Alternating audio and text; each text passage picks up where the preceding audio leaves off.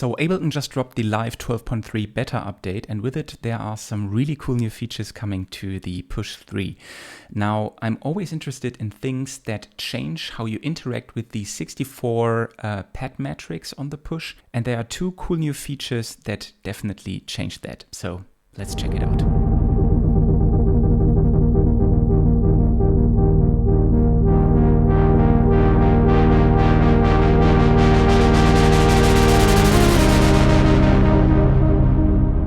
Hi everyone, my name is Kvndra, I'm an electronic musician and live act, and in today's video I want to explore together with you some of the new features that are coming to the Push 3 standalone. The first thing I want to show you is the XYZ matrix. What that is that the Push gets a new way to control parameters directly with the 64 pad metrics, and with that, to enable that, we click here on Layout and skip through the different layouts that we have, and now you can see here the XYZ layout as it is displayed. On the bottom row we have our controls to play the sound.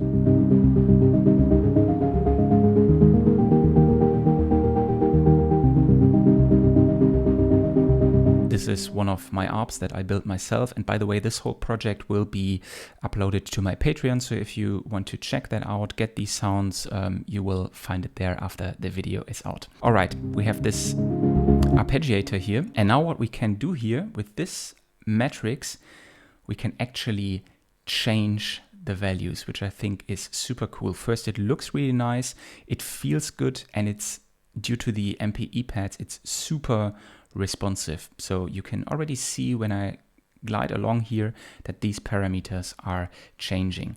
Now it's called XYZ because there's also a Z parameter. Unfortunately, the Z one is not working for me yet. This is still a very early beta. So how it should work actually is that, as far as I understand it, if you press down here the pads, this value should change, but it actually doesn't. So right now I can only affect the XY parameters. If you found a way to change that, please let me know. But I've already reported it to the beta team. All right, let's give it a try. So right now it is mapped to the filter cutoff and the color amount. So if I go here, I can open the filter amount, and if I go up here, nice, I can change the color amount.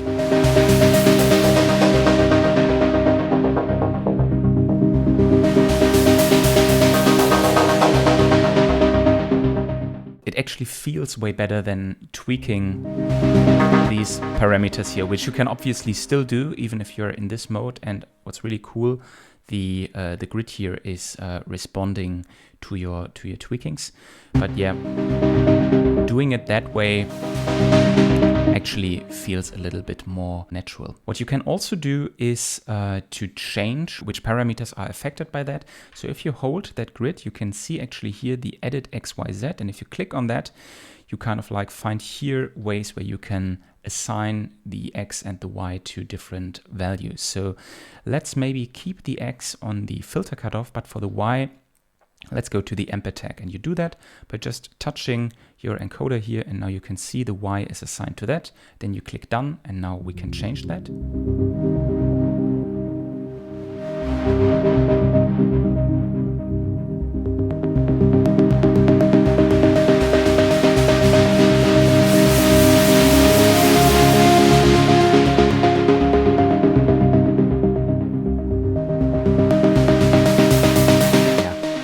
Works really, really nice. All right, let's give this a try on another sound. I've now loaded a pad from my upcoming pack, Melodic Movement. It will be out hopefully very soon. I needed to delay it a little bit because I decided to not only make it a move pack, but also available for the Push 3 standalone and for Ableton Live. So bear with me a little bit. I promise there will be some awesome sounds in it. Here's the patch, how it sounds. And with the XY, now I can affect the filter cutoff and also here the envelope amount. But what I think in this example would be really cool if we change the envelope sync with the Y parameter. So let's quickly set that up. Let's go in here, go to Y, tap the envelope sync, and then click done. And now if we bring that up or down a little bit, around here, we can now have some really expressive playing.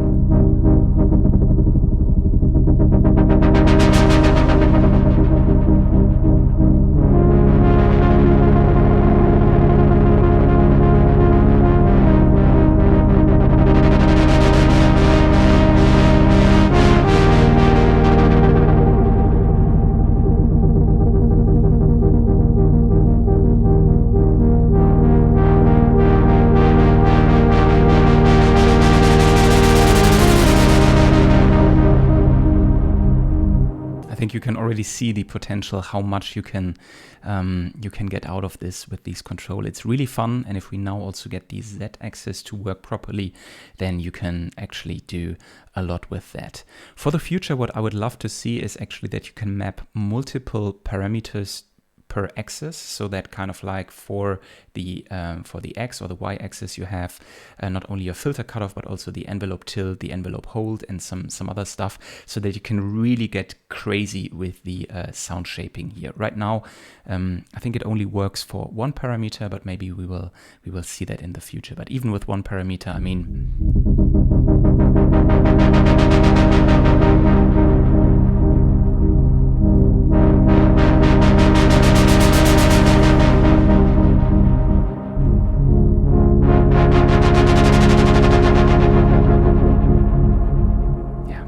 it's just really, really nice. All right, let's move on to the rhythm generator, and for that I will just load up in a new MIDI track a drum rack. Let's go with a 909 core kit and see what we can squeeze out of it. All right. Okay, we have our drum rack now here, and what you can do again via the layout button is that you change through the different drum layouts until it also has, by the way, the XYZ, which is really cool to control some of the parameters here on the rack. But where we want to go now here is to the rhythm generator. Let's quickly give ourselves a kick drum. Sweet. And now what I will do is I will actually duplicate that track so that we have the kick drum on one track and then all our other sounds that we will be now generating on another track. The way how it works is actually you go to a sound here. Let's take this one. And now the moment you can already see that you touch these here, it starts to generate some rhythms for you. Actually, we need to activate the clip to hear it. All right. Okay. It's basically very simple. So you have 4 different controls to control your rhythms. The first one is kind of like how long your pattern is. So this is kind of like the pattern length. You can already see it here, how many steps your pattern goes.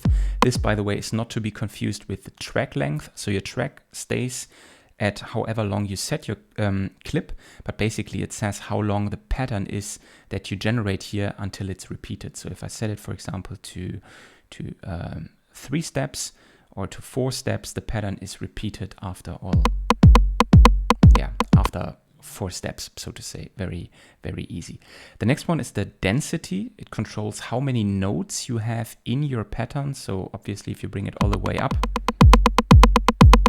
you have just repeating notes, but if you bring it down, you can start to get some more rhythm variations. The next one is for pattern variation. So obviously when you have set your pattern length and the density, you can now have different variations on how the notes are spread across the grid here.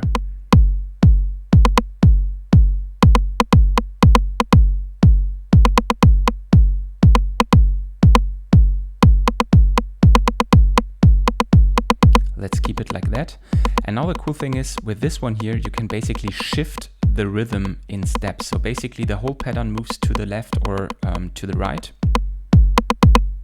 You can see it here.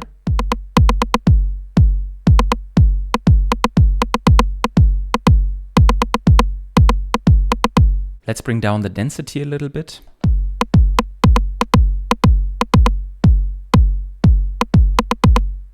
Maybe to somewhere here. And now let's play around with different variations.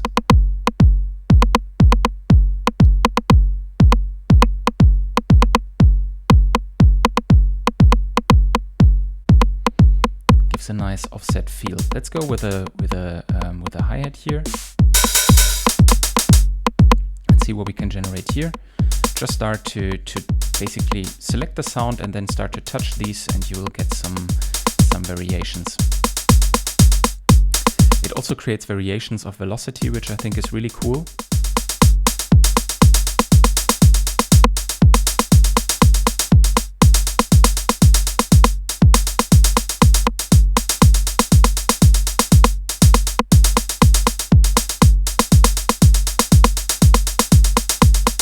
Then obviously you can just have notes across the whole pattern and then just shift around where you kind of like have your upbeats done by the velocity here.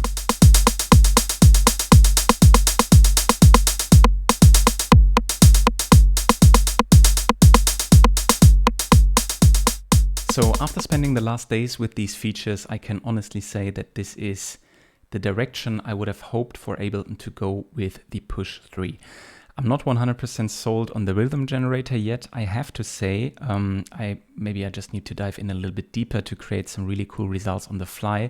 However, the XY axis thing control is really cool, and it's just so much fun to create new rhythms with that. More than that, I'm excited to see Ableton go in the direction where they open up their kind of like quite stiff use of the 64 pad matrix. We've already seen that with external devices like recently Sting 2 from Kvndra, but also the Diode from Force Instrument, which are utilizing this 64 pad matrix in a different way, and now also Ableton seems to be going in that direction. And I feel that the Push 3 with that becomes more kind of like a playable instrument. It's not so stiff, but you can more tweak it to how you would like to play it, and it gets more flexibility, which I always, as a live act and for live performance, really appreciate. Plus, what I really like is that with Rhythm Generator, they're going into the more generative route. So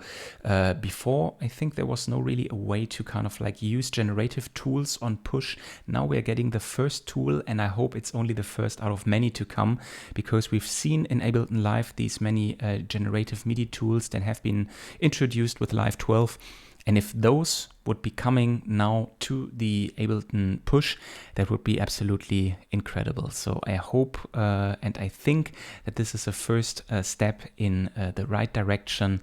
And yeah, I can just encourage Ableton to go further down that path. Let me know in the comments below how you like these new features. Have you tried them yet? Are you excited to try them when the update gets officially available? Yeah. Just let me know, and I can't wait to see you for a new video in the new week. So stay creative until then and have a fantastic time. Bye bye.